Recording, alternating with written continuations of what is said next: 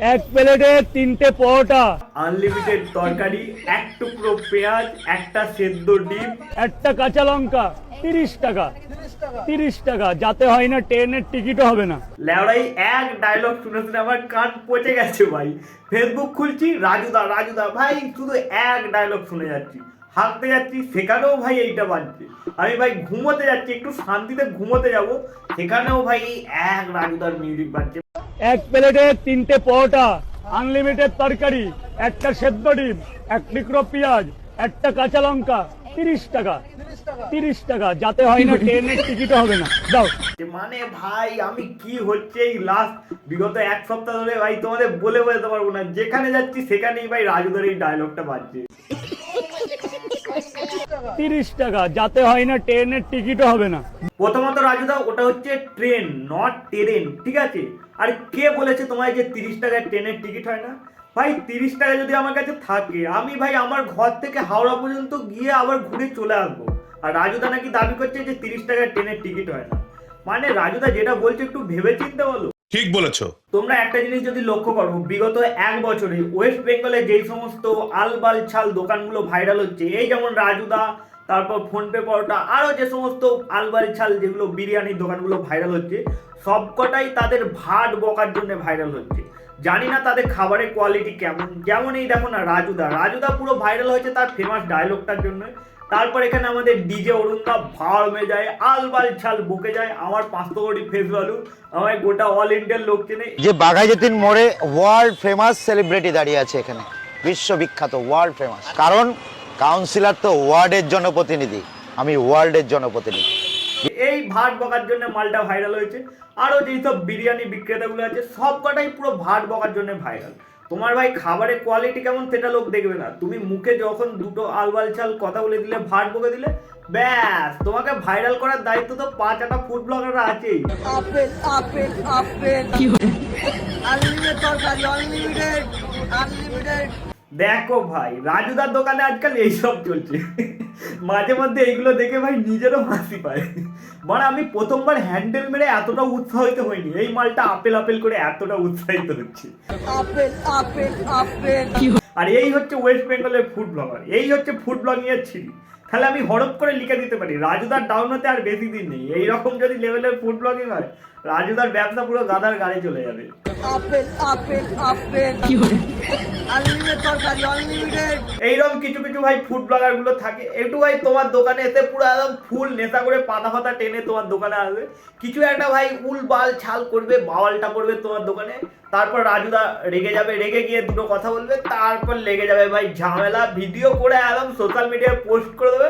আর ভিডিওর টাইটেলে দেবে অহংকারী রাজুদা, রাজুদা হঠাৎ রেগে গেল, ব্যাস মিলিয়নে ভিউজ। এটাই তো ভাই বাংলার ফুড ব্লগিং এর ভিউজ আসছে এইসব করে। ভাই ফুড ব্লগিং শুধু ওয়েস্ট বেঙ্গলেই হয় না, বাকি আদার্স রাজ্যগুলোতেও হয়। সেখানেও ফুড ব্লগাররা আছে, তারা গিয়ে কি করে, একটা দোকানে গেল, সেখানে খাবার দাবার খেলো, রিভিউ দিল, খাবারটা কেমন, ভালো বা মন্দ যেটা হলো সেটা বললো, ব্যাস চলে এলো, ফুড ব্লগিং হয়ে গেল। কিন্তু ওয়েস্ট বেঙ্গলের ফুড ব্লগিং ভাই খাবারের দোকানে যাবে, পুরো একদম ভালো খাবার হলেও পুরো এক্সপোজ করে দেবে। তারপর রাজুদাকেই তো দেখতেই পাচ্ছ, একদম পুরো ঘরের পুরো হাঁড়ির খবর নেবে, রাজুদা তোমার বাড়ি কোথায়, তুমি কখন আসো, ভোর কটায় ট্রেনের টিকিট কেটে আসো, পরোটাটা কি দিয়ে তৈরি করো, পরোটা তেল ছাড়া পরোটার নাম কেন হলো, কেন পকেট পরোটা নাম হলো, কেন এক টুকরো পেঁয়াজ বলে আপেল বলছো কেন? ভাই পুরো তোমার মাথা খেয়ে দেবে। ওয়েস্ট বেঙ্গলে ফুড ব্লগাররা পুরো একদম 5-8টা ফুড ব্লগার, এটা ফুড ব্লগিং এর কোনো নমুনাই নয়। আমি কালীঘাট থেকে এসেছি, তুমি তোমার ব্যবসার উন্নতি যেতে হয়, তুমি ভালো করে ব্যবসা করো, তোমার বাড়ির সবাই যাতে ভালো থাকে, তুমি ভালো করে ব্যবসা করো। বড়া রাজুদার দোকানে এখন আলাদাই ক্যাচাল চলছে ভাই, তোমরা বিশ্বাস করবে না, লোকজন কালীঘাট থেকে ফুল বাতাস এনে রাজুদাকে দিচ্ছে। মানে লোকজন যে ভাইরাল হলে তার যে কতটা কদর বেড়ে যায় সেটা এই ভিডিওটা দেখেই বোঝা যাচ্ছে। বিশ্বাস করো, এইরকম হেল্প যদি প্রত্যেকটা গরিবগুলোকে হেল্প করা হতো, যারা রাস্তায় না খেতে পেয়ে অনাহারে মারা যাচ্ছে, তাদেরকে হেল্প করলে তাহলে গরিবরা আর গরিব থাকতো না।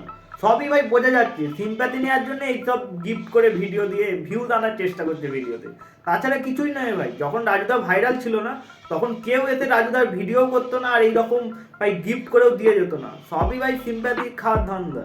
সঠিক বলেছেন। এই রিসেন্ট আমার মায়ের হাঁটুর অপারেশন 1,20,000 টাকা লাগবে, কিন্তু কেউ কিন্তু ওটা জিজ্ঞাসা করে না, আর আমার বলার প্রয়োজন না, যেহেতু আমার মা। দেখলে রাজুদা, প্রমাণ হয়ে গেল তো। একটু আগে আমি কি বলছিলাম, ফুড ব্লগাররা তুমি যতক্ষণ ভাইরাল ততক্ষণই তোমার পা চাটবে।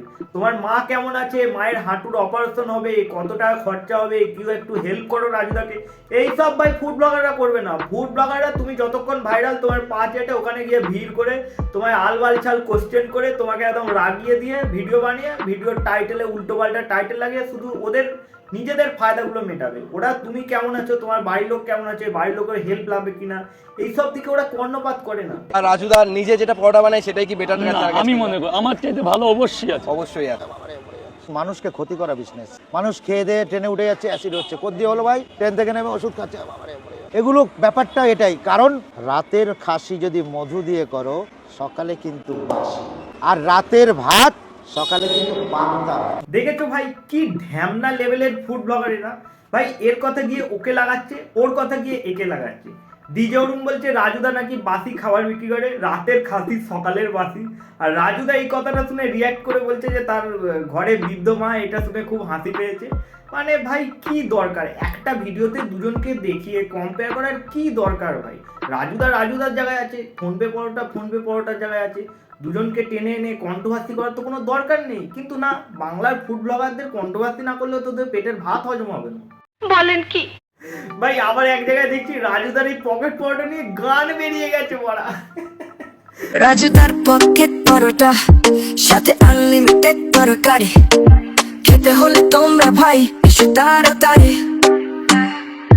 30 টাকার হাসি। মানে ভাই লোকজন কতটা লেভেলের বেকার হলে এই সমস্ত জিনিস নিয়ে গান বার করে। ভাই তুই ভালো গান বার কর, আরো নাম হবে সব হবে, কিন্তু ভাই এই পকেট পরোটা নিয়ে গান বার করেছে। মানে কে বার করেছে ভাই? তুই প্লিজ আমার সঙ্গে কন্ট্যাক্ট কর, এতে তুই অস্কারটা নিয়ে যা। মানে রাজুদার পরোটা নিয়েও গান বার করে ফেলেছে। ওয়েস্ট বেঙ্গলের মানুষ এমনি বলি ভাই ট্যালেন্টেড, আলবাল দিকে এদের ভাই প্রচুর ট্যালেন্ট। ওগুলো আগে থেকেই ছিল, আর ওগুলো আমি পরিষ্কার করেই যাব। রাজুদাকে ছাড়ো, তোমরা একবার পাশের লোকগুলোকে লক্ষ্য করো ভাই, ক্যামেরা নিয়ে মানে ভাই এইরকম করে পুরো একদম ইনভেস্টিগেট করে ফেলবে। পারলে ওরা ক্যামেরাটা রাজুদার পোঙার ভেতরে ঢুকিয়ে দেবে, পুরো তরকারির মধ্যে ফেলে দেবে। মানে এইগুলো ফুড ব্লগিং এর কোনো নমুনা? তোমরা বলো ভাই, ব্যবসার জায়গায় একটা লোক ব্যবসা করছে, তাকে তো শান্তিতে ব্যবসা করতে দেওয়া উচিত। সে একটা লোক মাল দিচ্ছে, তার পাশে গিয়ে ব্লগাররা ভিড় করে ভাই এরম করে পুরো ক্যামেরা নিয়ে ক্যাপচার করতে লেগে গেছে। এইগুলো কোনো দরকার ভাই? এগুলো ফুড ব্লগিং এর পর্যায়ে পড়ে? তোমরাই বলো। লাজুদা আমার সাথে এটা করবে আমি আশা করি। যে লাজুদার দোকানে পলোটা কিনেছি, কিনে রিভিউ দেবো, রিভিউ দিয়ে দিল। বলে বাবালে লাজুদার দোকানে পলোটা নিয়ে রিভিউ দিচ্ছিল, আর লাজুদা তোমাকে রিভিউ করতে দেয় না? ভাই তুই আগে ভালো করে পড়াশোনা শেখ, আগে ভালো করে উচ্চারণ করতে শেখ, তারপর ভাই ব্লগিং করবি। এইরকম যদি ফুড ব্লগিং হয়, এদের কাছ থেকে কি ভিডিও আশা করবো তোমরা বলো ভাই? এই দাদা আমি দোকানটা বন্ধ করে এলাম দাদা, যতক্ষণ আমার প্রবলেম হবে আমি বেচতে পারবো না, কিছু করার নেই। রাজুদার দোকানে আজকাল এত পরিমাণে ফুড ব্লগার এসে জাম করে দিচ্ছে, রাজুদাকে মালটা বিক্রি করতে দিচ্ছে না। মানে রাজুদা যেটার জন্য ভাইরাল হয়েছে, যেটা ভাই বিক্রি করে রাজুদা এত ফেমাস হয়েছে, সেটাই ভাই ফুড ব্লগাররা এসে রাজুদার সামনে এত জাম করে দিচ্ছে। ও ভাই বেচারা মালটাই দিতে পারছে না, সবাই ভাই পেটের দান্দাতেই ঘুরছে। ব্লগাররা ভিডিও করে সেখান থেকে ইনকাম করছে, আর রাজুদাও তো ইনকামের জায়গায় এসছে। তাই ভাই কারোর ব্যবসার জায়গায় গিয়ে এরকম করে ভিড় করা তো উচিত নয়। রাজুদার যখন বিক্রি হয়ে যাবে, যখন খদ্দের শেষ হয়ে যাবে, তখন তুমি গিয়ে ভাই ব্লগাররা গিয়ে ক্যামেরা করুক, তাকে কোশ্চেন করুক, সেটা ঠিক আছে। কিন্তু ওই মাল দিতে দিতে সেখানে গিয়ে জাম করে দেওয়া, এগুলো ভাই ফুড ব্লগারদের কাজ। এখনকার ফুড ব্লগারটা এইরকম নোংরা মেন্টালিটির হয়।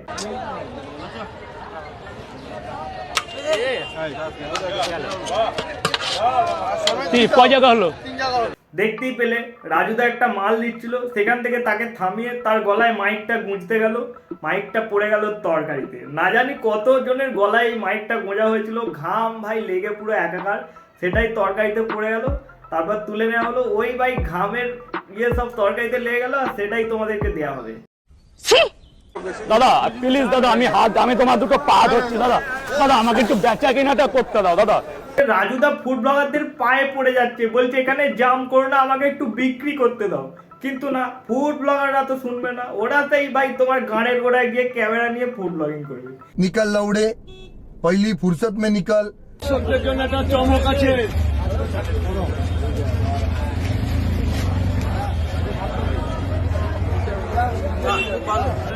ও মাই গড এটা কি দেখলাম ভাই, আজ থেকে ফুড ব্লগিং বন্ধ রাজুদার দোকানে।